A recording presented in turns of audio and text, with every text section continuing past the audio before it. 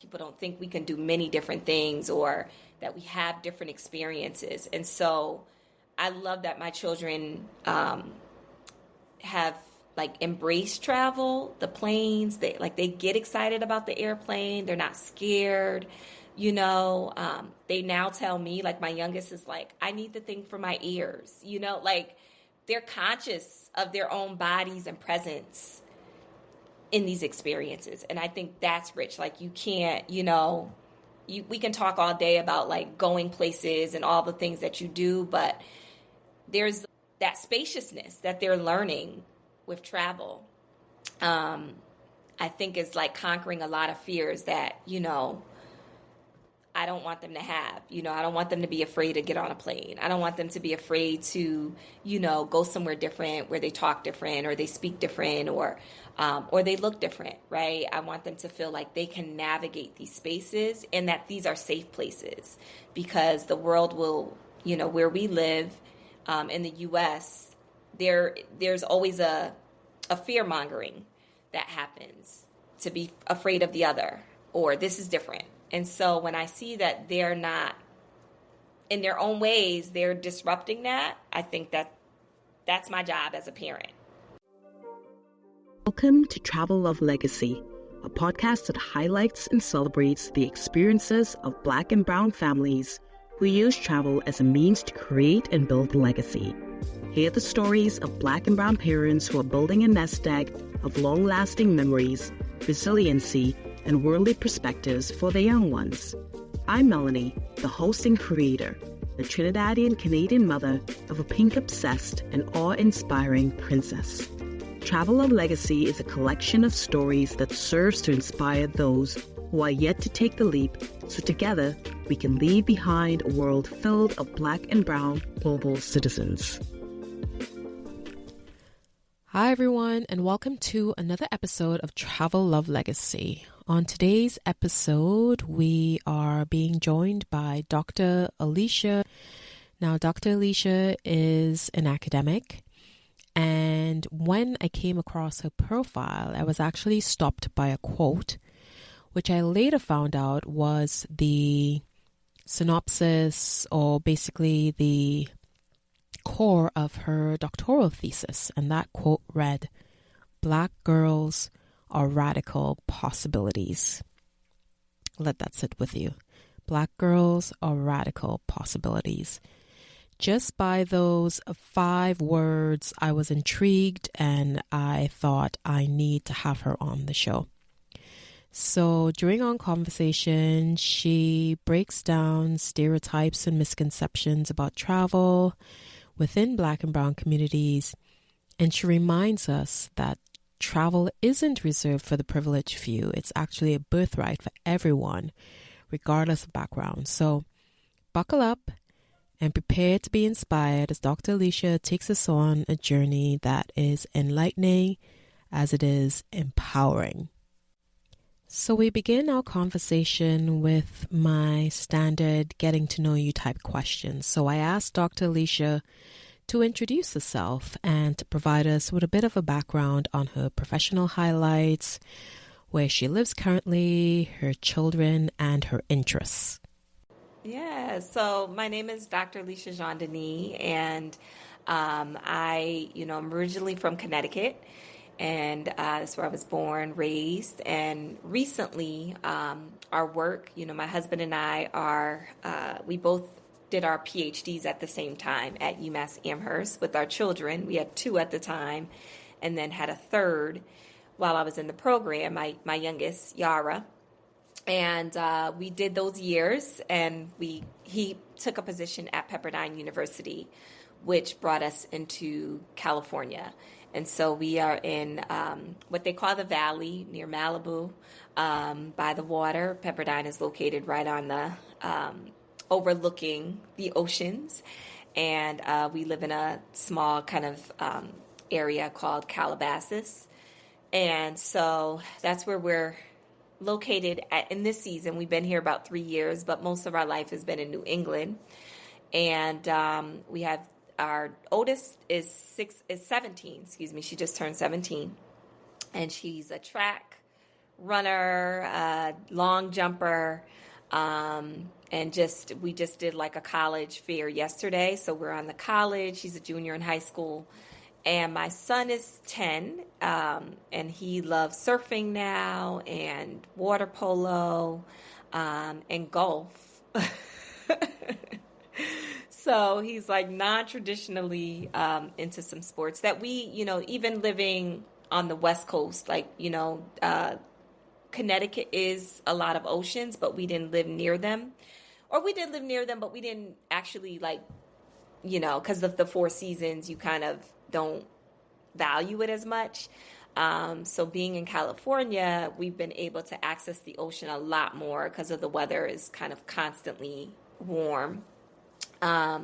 So we've tried to encourage a lot of, the swimming and, true story, like my son learned how to swim at like 2, but my youngest daughter, she does not know how to swim. And so, it is like, that's another, like, just as travel is important to us, it's like another thing to like have our children learning how to swim because of the water, because, there's so much access to waters and pools and, we don't want anything like that. So, just trying to think about with our 5-year-old, who is Yara, my youngest, who's an artist, how to start thinking about things that she's, into. So when she goes to the ocean, she kind of like, she likes to play in it, but, she really can't enjoy it fully.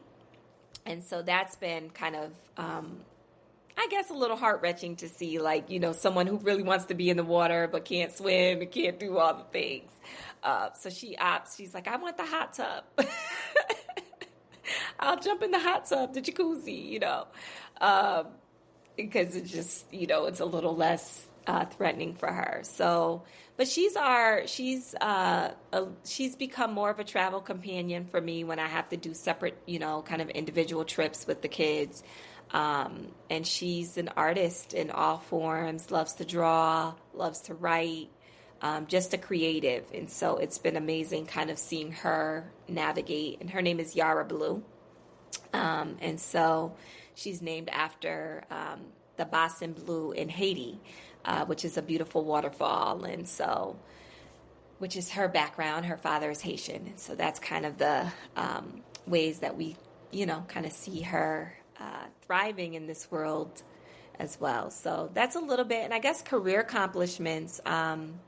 I'm the former director of a fund. And so I've spent a lot of time doing educational equity work with young people all over the world. And, a lot of my work has been global. My research lends itself to global.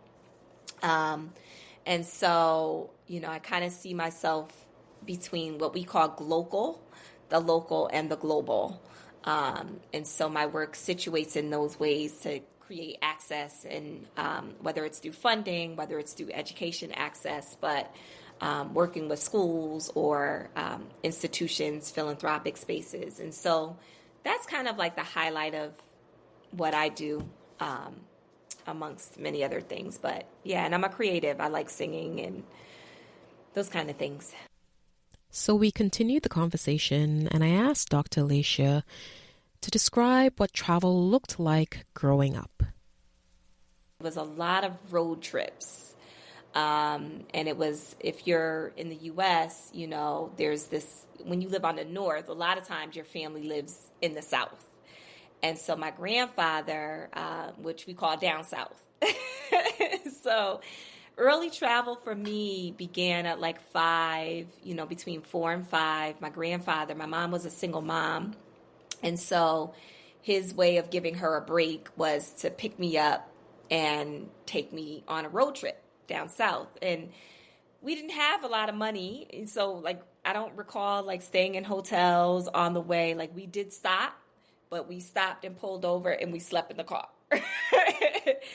And so I just like, and McDonald's and, it was like those kind of like, I would see the arches and get really excited because I knew like we could stop and get McDonald's. But his travel, was a lot of like, hit the road, Jack, and don't you come back no more. He played a lot of tunes, Frank Sinatra. He was really into like a lot of the the older musicians. And so I just kind of remember those trips. Like when I would see him, I knew that it was, I mean, I saw him often, but like around that specific summertime, I knew that it was going to be a road trip.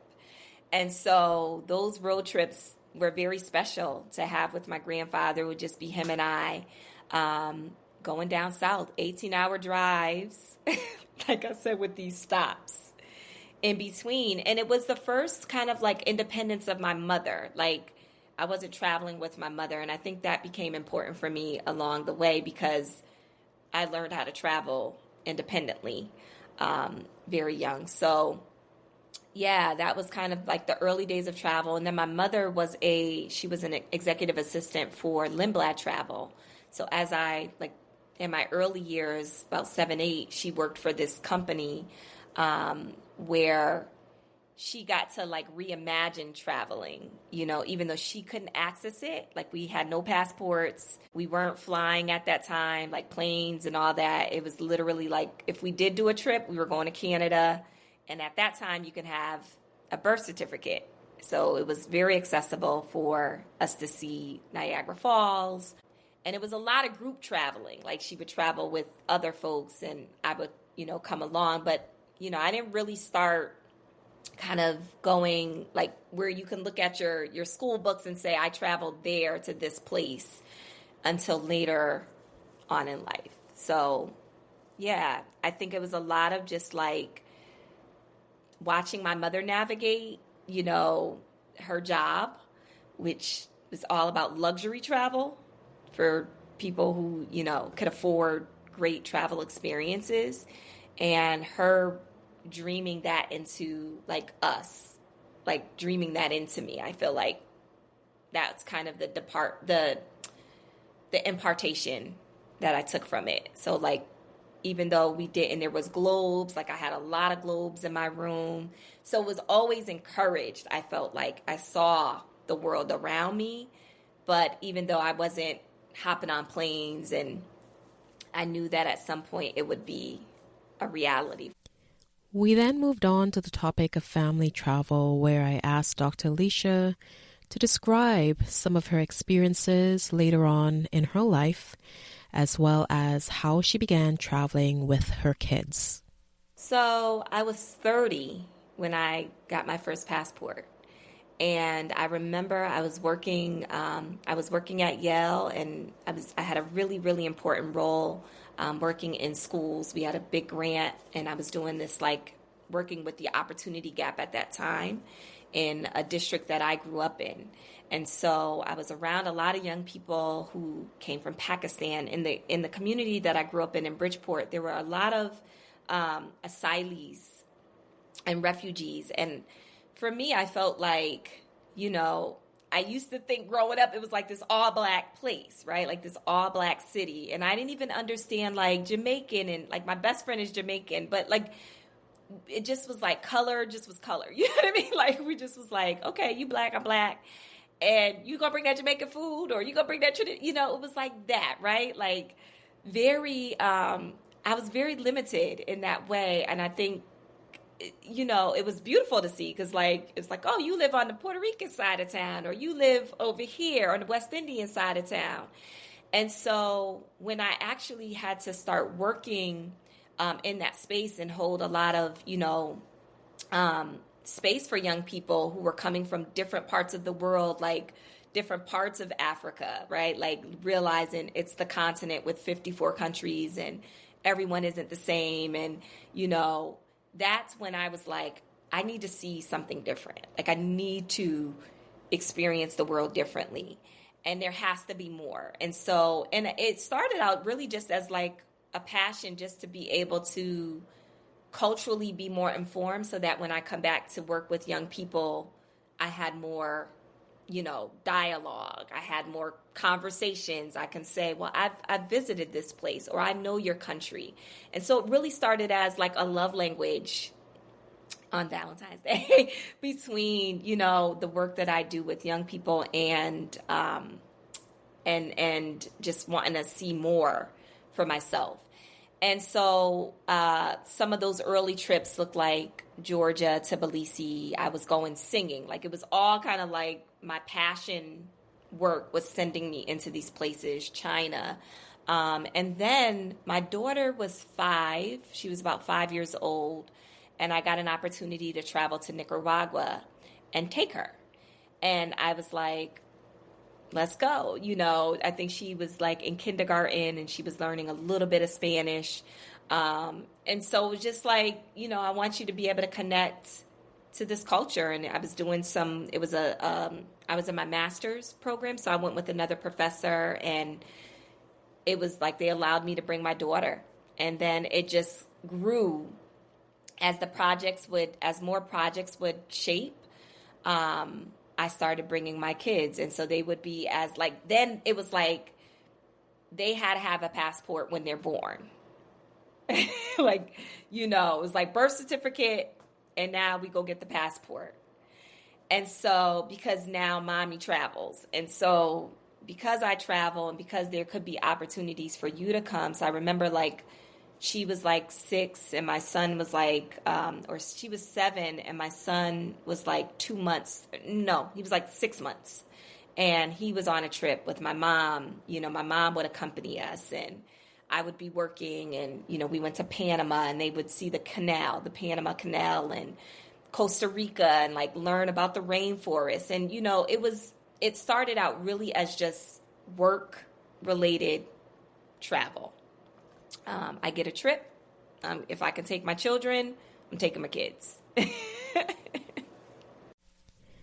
With so many family trips under her belt, I asked Dr. Alisha to describe one of her favorite ones. I would say the France trip was our favorite because I love Paris. It's my happy place.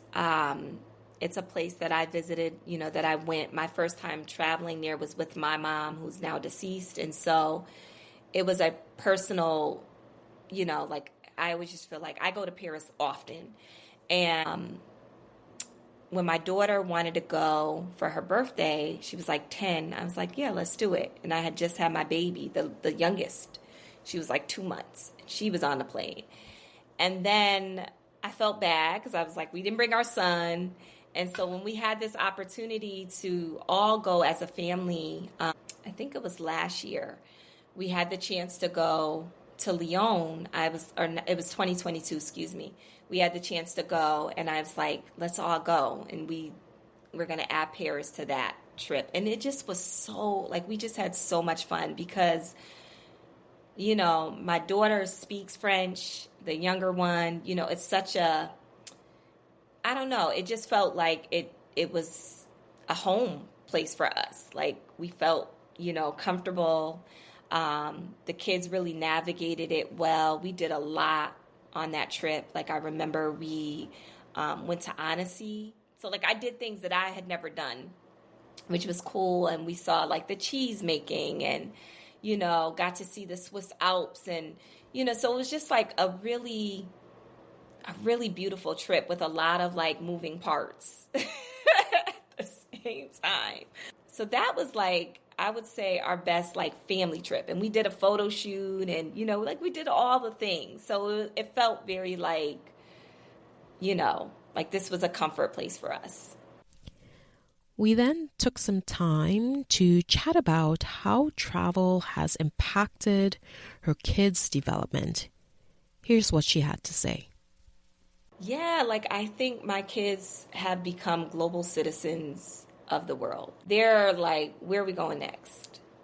And that's a hard standard to have because, you can't, we'll talk about this, I'm sure, but you can't travel. It's expensive. It becomes expensive, right? So it's not something you can do all the time. But the fact that I look at their friendship groups, they don't all look like them. I look at their types of conversations that they're able to have. I was talking to recently, we went on a track. We went to a track meet and one of the coaches was I didn't even know Jayla talks French. I heard her talking, French And they were like, they didn't even know that she could speak another language. And so just the fact that like she's bringing something cultural outside of her own, what could be considered like as a monolith sometimes, like blackness to me can be a monolith. And people don't think we can do many different things or that we have different experiences. And so I love that my children have like embraced travel, the planes. They get excited about the airplane. They're not scared. They now tell me, like my youngest is like, I need the thing for my ears. Like they're conscious of their own bodies and presence in these experiences. And I think that's rich. Like you can't, we can talk all day about like going places and all the things that you do, but there's those like that spaciousness that they're learning with travel.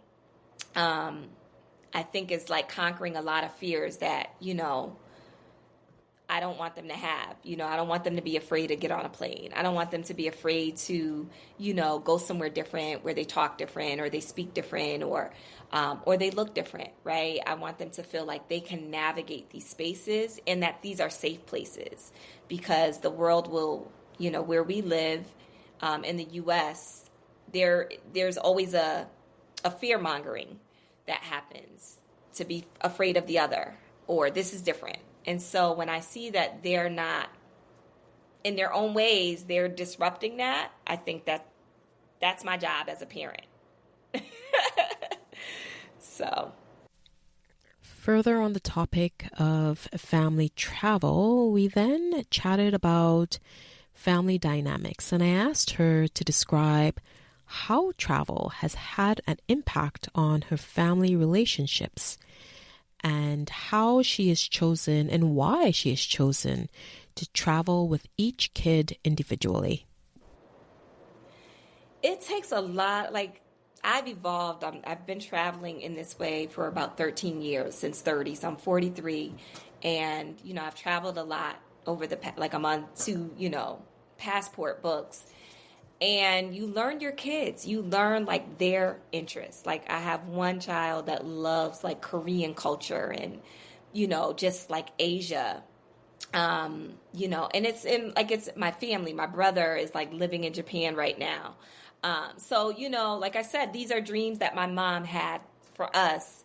And I think about it in the sense that like our kids have different interests and they enjoy different things. And so like not every trip is a trip that they want to go to, right? Like not everyone, my daughter will say, oh, y'all go to South Africa, you guys go, because she doesn't want to do the long plane or it doesn't, for her in her mind, it's not of interest at this moment in her life, right?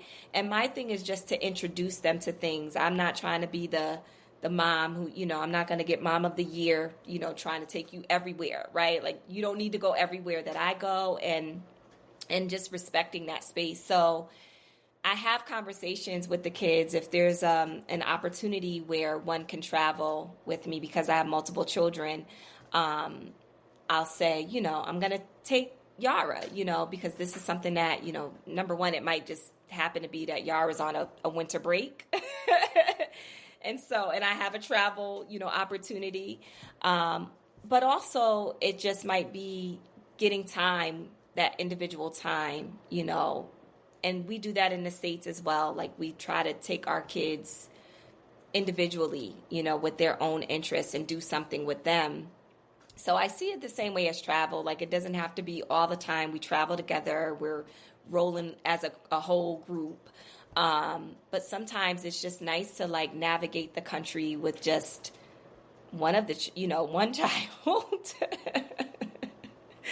and being able to like focus on what we can do together with that child and learn more, So yeah, I think each of them have had like these, whether it's with my husband or myself, but they've had these individual moments where we just kind of take them on a trip by themselves with us.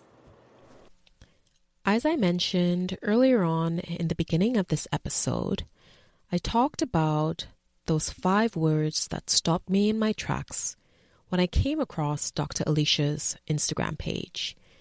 And again, those 5 impactful words are: Black girls are radical possibilities.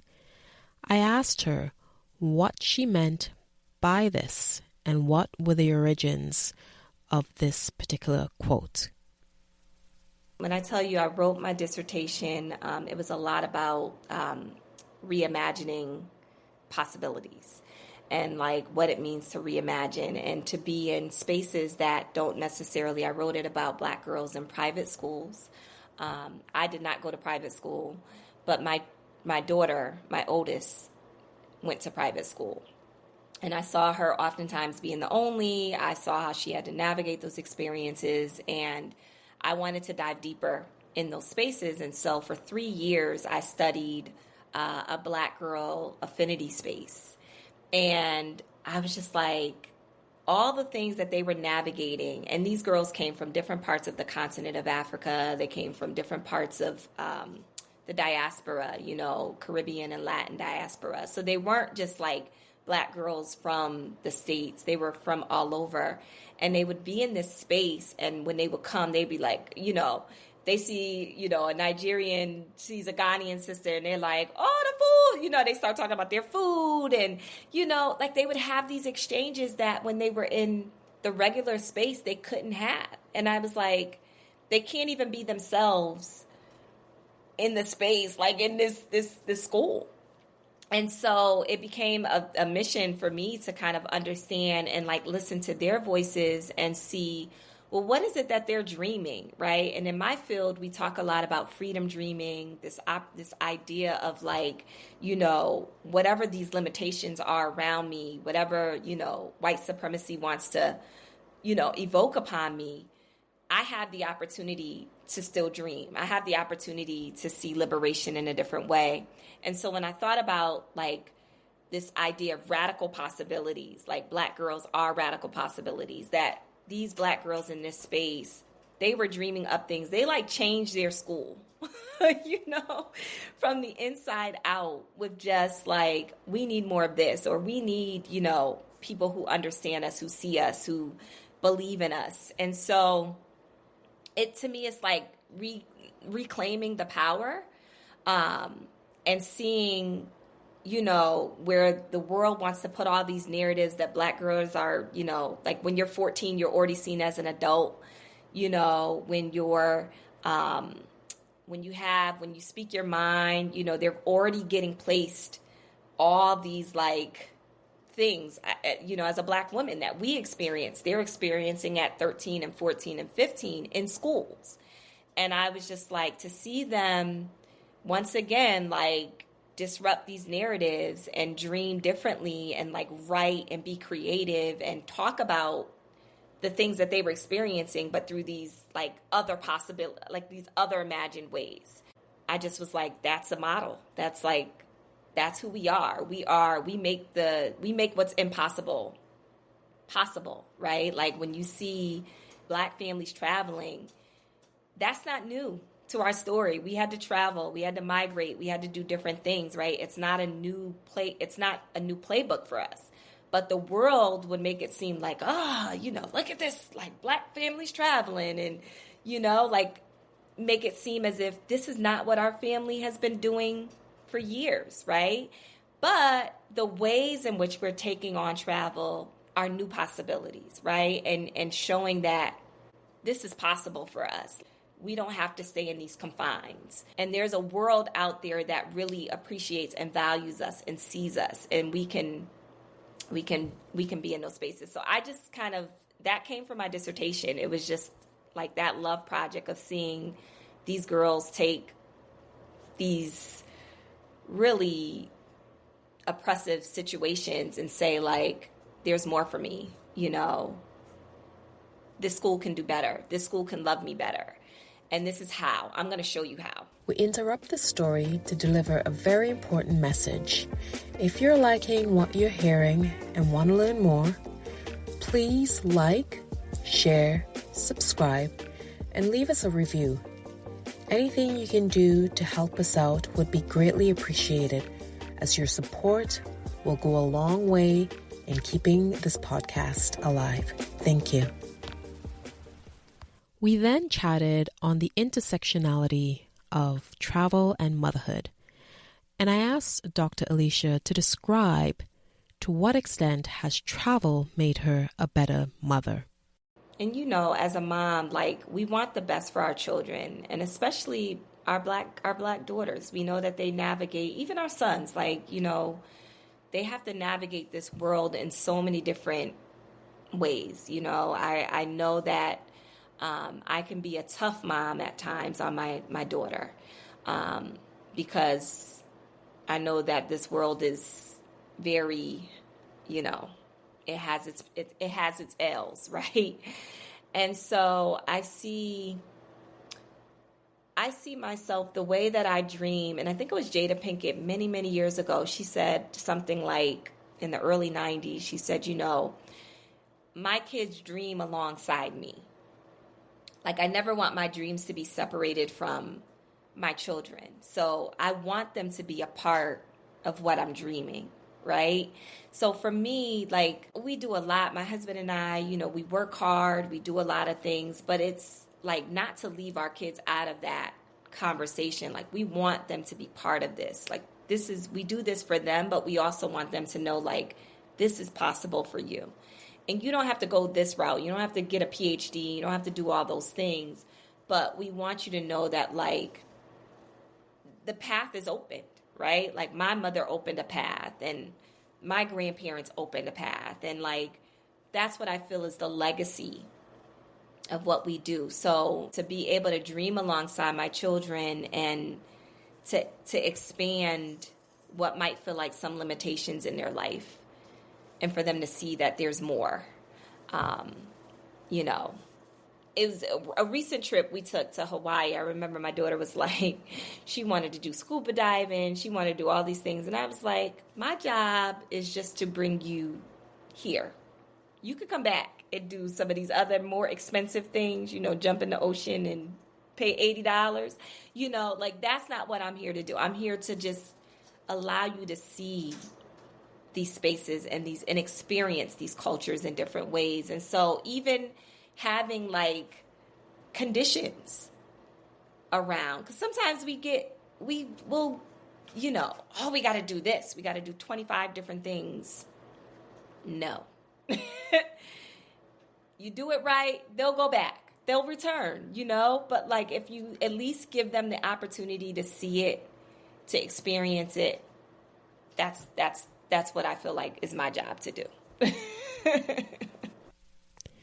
So, tracing her footsteps from being a young girl and being driven on summer vacations, taking road trips with her grandfather, to her accomplishments in academia and her interests in writing and dancing, I asked Dr. Alisha to reflect on how travel has shaped her own development in turning radical possibilities into reality.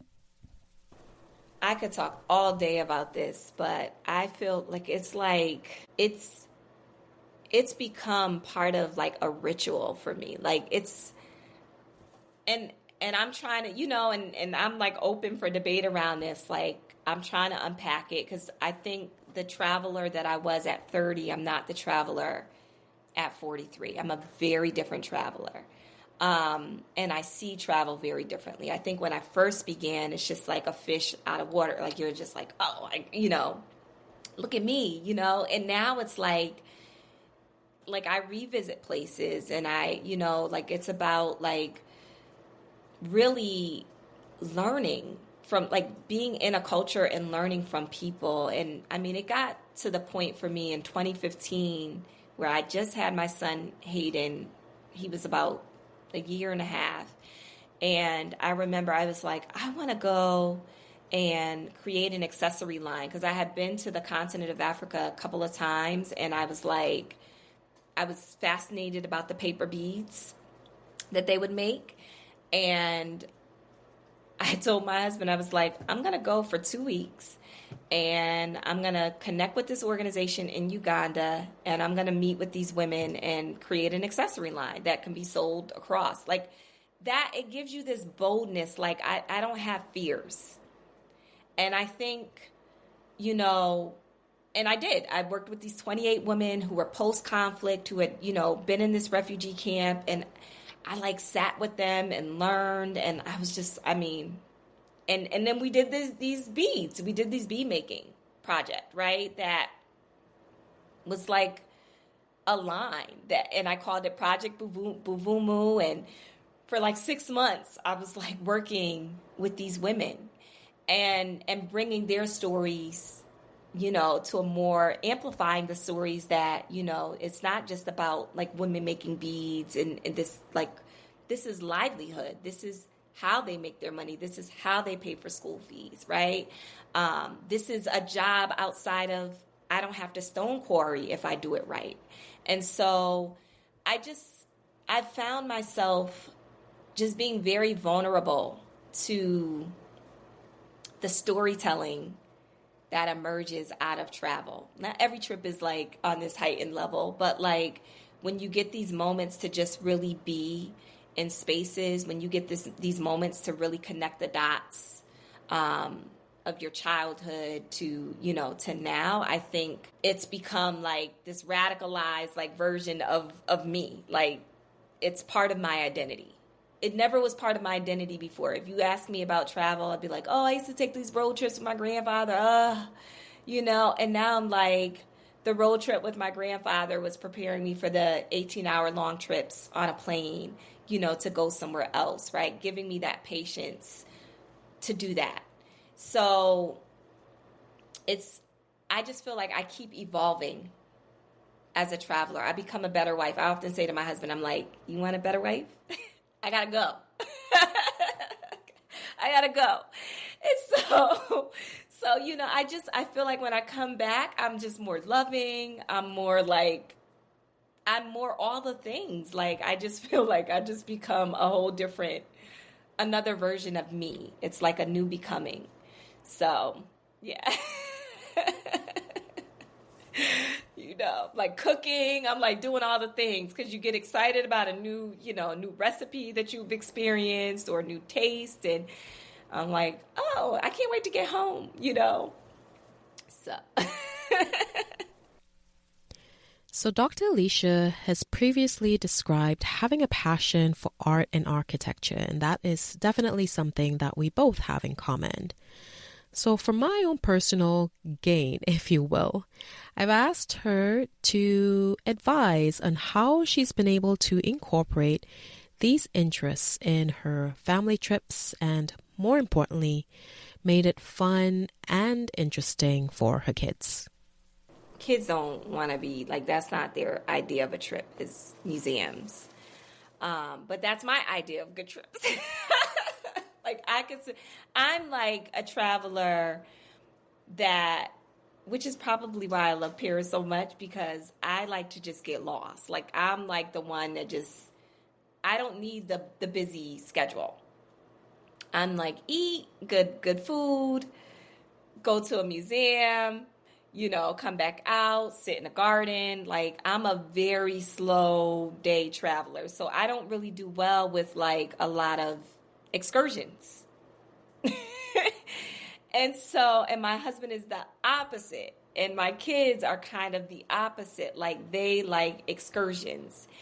And so that's probably been the most creative shift of my life with traveling, which is why I still travel independently, because I like to just move through the space. Like, I don't like to, you know, I'm not planning a whole bunch of things.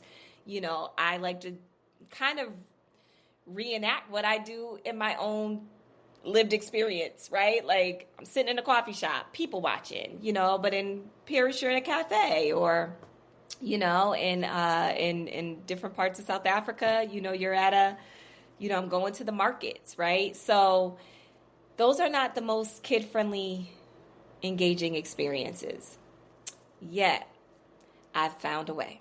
So there are a few museums that do a lot of interacting. So like, if you have children, you know, they have, like, when you go into the museum, like Tate Modern, for example, does this, where you can go into the museum and the kids can have checklists of things that they see or do, or they can draw different things, right? So long as it's interactive for them, I think, you can spend at least about an hour and a half. Like, I always put it on the list. Doesn't necessarily mean we have to do all three museums, but, I typically, for example, like the Louvre, I was like, my kids are not gonna, they're not gonna want to do, after one big thing they feel like they've seen it all, right? And so, but outside the Louvre, it's action. It's like, you could do photo shoots and you have, it's like fun for them. And my kids like to play. So they're very, like, they love the parks. So they like outside spaces. So anything that has connection to outside for them is fun. They make up play, which they still get to see statues and architecture and pavement, like even the cobblestone, like the differences between cobblestone roads and, they're used to a lot of flat lands. And so I think the more that I'm familiar and the more that I kind of school myself around things that I feel like is good for them to see, or texture. I'm a textured person. So like sound and sights and, taste, right? Food, the types of places that we enjoy,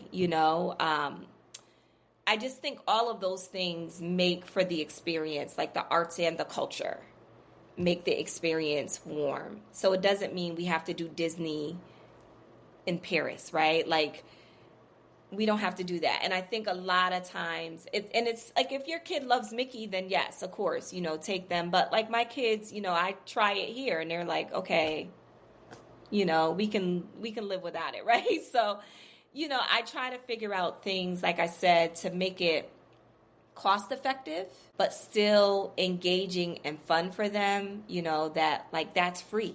The land is the experience of being outside is free.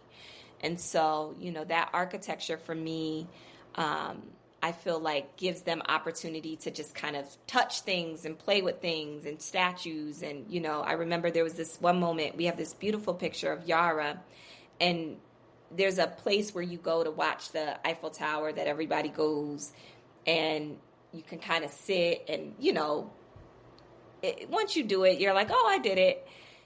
But there's this moment where she's just like, ice cream, ice cream. She sees this ice cream stand and she wants her ice cream. And she sits and she's eating her ice cream, but the visual of the Eiffel Tower is there.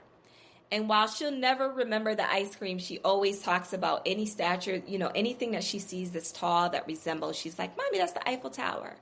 And so when people say, like, kids, they can't appreciate something, because I used to hear that, they're like, oh, she's baby, she won't remember it. You don't know we don't know, right? We can assume that they don't. And so a lot of parents will say, I'm not going to take my kid until the kid is 10 to experience this.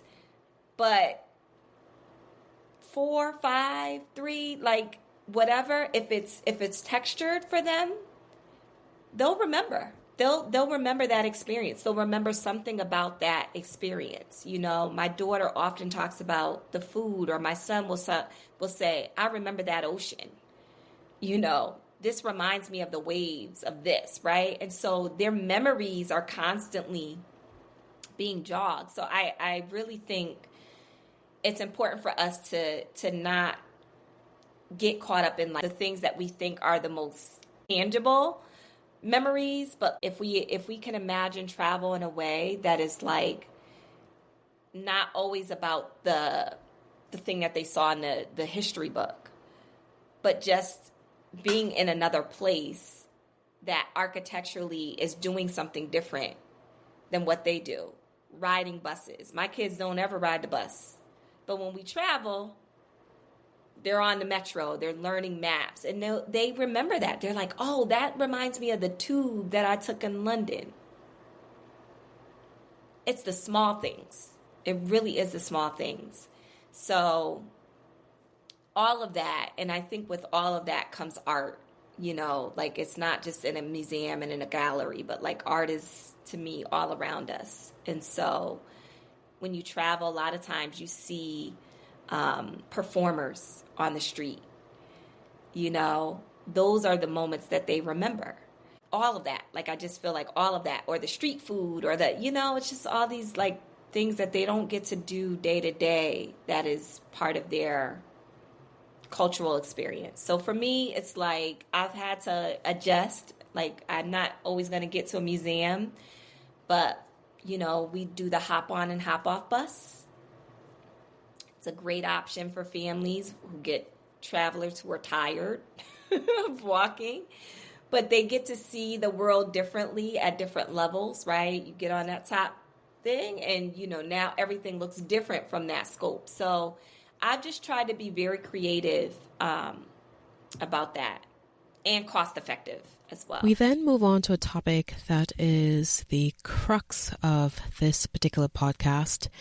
It is the talk about misconceptions and what we as Black and Brown family community members hold on to that are untruths when it comes to family travel. So here, Dr. Alisha speaks on what she thinks the biggest misconception is. I know a lot of times, you know, we say affordability, and people will say, you know, I can't afford to travel. And, you know, and I know that in the economies that we live in, that is very true to think that travel is out of our reach because of affordability. And so I just wanted to say, you know, I hope that people don't count themselves out, that I hope that people can find ways to budget travel.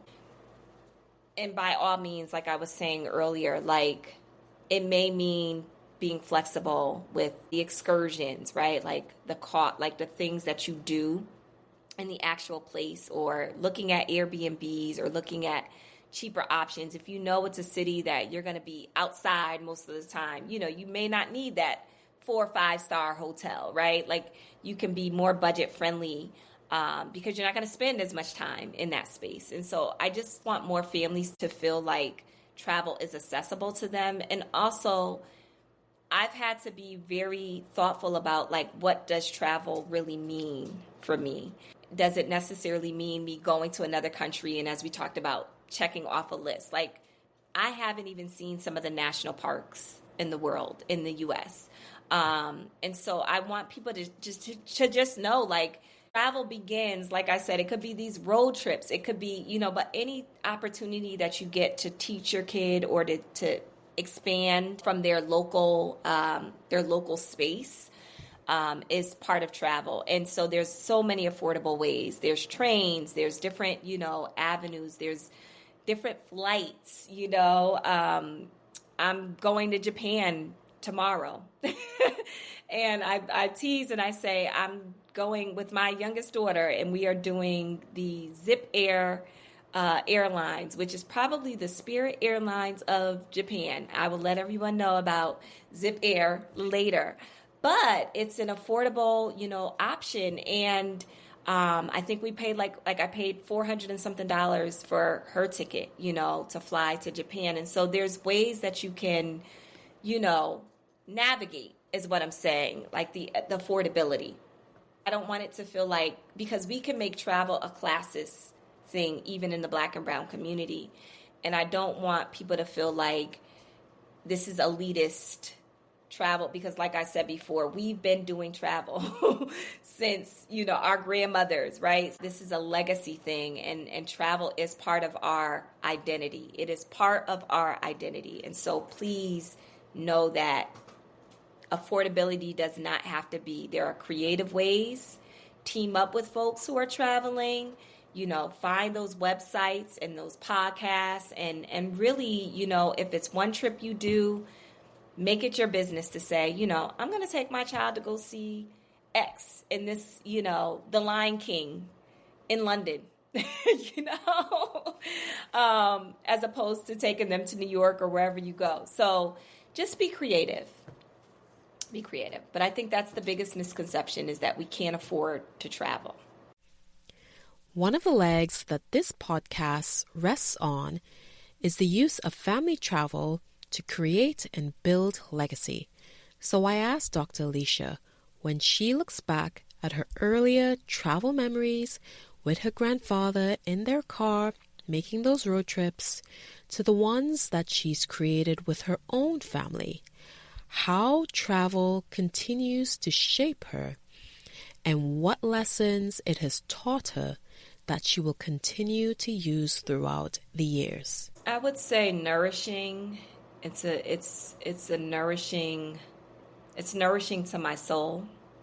I've traveled at various different points of my life. I've traveled when I've had a breakup. I've traveled for grief. I've traveled for a birthday, right? Like travel has been like a footprint for me, like it's really been part of multiple areas of my life. Like I've cried and like different places have these tears, have held these tears. And they've nourished it, right? Like they've nourished me. It's nourished me. Strangers have nourished my soul. Like when people say that, like, I don't know, I have so many thoughts about this, but I feel like it's been the strangers of the world that have held my heart in so many ways. It's been people that I've met. So when people are like, oh, this is rude, these places are, I'm like, no. Like, I've been to over 30 countries. And I remember like being in Tbilisi, Georgia. And like, my point of reference is like Georgia, Atlanta, Georgia. Like, not even realizing Georgia, a country near Russia. And just being in that space and like eating some of the best food and, realizing like culturally it's like baka, baka, baka, after every meal and, and sitting at a table for hours to eat, like just different things that like I realized in my day to day I've rushed through. So it's been nourishing. It's been a teacher. I've developed some of the best friendships, just like South Africa is like home to me now, like there's places that I can go to and I belong. Like I belong there, like there's no disconnect for me. There's no like us, them, other there, it's like, no, like I'm going home and home looks different, like finding home, and so I think as a young person who, I didn't move a lot, like I won't say, well, I do feel like I did move a lot. And so home looked very different for me, and so I think with travel, it's like, finding home in my body, finding safety, and being in places that have established that safety for me. Like, I don't have to go anywhere. I've traveled enough. I don't have to travel anywhere else. But I have those memories and I have those experiences. And those are the things that keep me day to day nourished. It's like I can often go back and be like, yeah, I remember that time I was there. And I had just broke up with this guy and like, I was riding a bike in Dali, China, crying my eyes out. You know what I mean? Like in a country and like eating my way through in another place, and so that's what I feel like it's been for me. Like it's held all various spaces of my growth and my development. And emotions. Yeah. Thanks for listening to Travel Love Legacy.